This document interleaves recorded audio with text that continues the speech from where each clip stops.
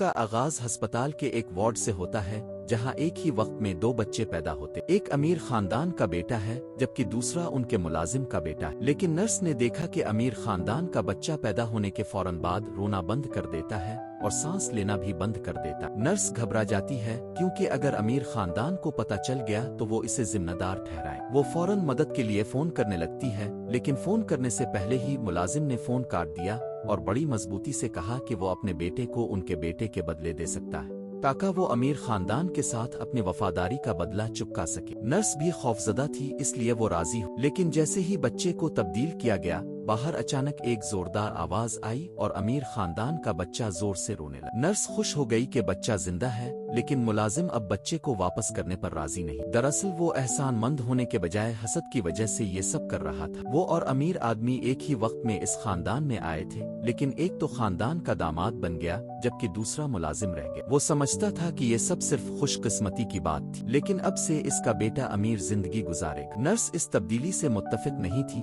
اور دونوں کے درمیان کشمکش کے دوران ملازم نے نرس کو دھکا دے دیا جس کی وجہ سے وہ گر گئی اور کوما میں چلی گئی۔ ملازم کا ایک پیر بھی اکڑ گیا اور وہ لنگڑا ہو گیا۔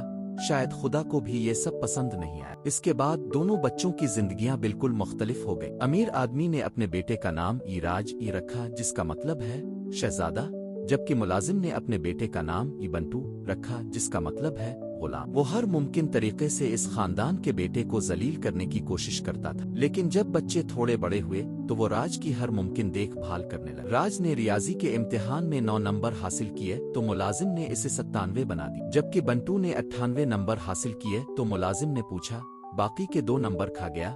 بنٹو کو پڑھنے نہ دینے کے لیے ملازم نے اس کی ٹیبل لیمپ چھین۔ جب بنٹو نے کالج میں داخلہ لیا تو ملازم نے اسے اپنے 72 سال پرانے کپڑے پہننے کو دی۔ بنٹو نے اسی طرح کی ذلت بھری زندگی گزارتے ہوئے 20 سال گزار دی۔ 20 سال بعد راج امریکہ سے MBA چھوڑ کر واپس آ گیا، جبکہ بنٹو نے اپنی محنت سے MBA میں داخلہ لے لیا، لیکن ملازم نے اسے پڑھنے مجبور نہ۔ بنٹو نے نوکری کے لیے انٹرویو دینے کا فیصلہ کیا۔ راستے میں اس نے دیکھا کہ کچھ لوگوں نے اس کی بہن کا اسکارف چھین لی۔ بڑے بھائی ہونے کے ناطے وہ خاموش نہیں رہ سکتا تھا، اس لیے اس نے ان سب کو پیٹ دیا اور پھر انٹرویو کے لیے پہنچ گیا۔ انٹرویو لینے والے سے اس کی باتوں میں خوب ہم آہنگی ہوئی اور وہ بنٹو کی کہانی سن کر غصے سے بھر گیا۔ اس نے بنٹو کو فوراً نوکری دے، لیکن جب والے نے دستخط کرنے آئے تو بنٹو حیران رہ گیا۔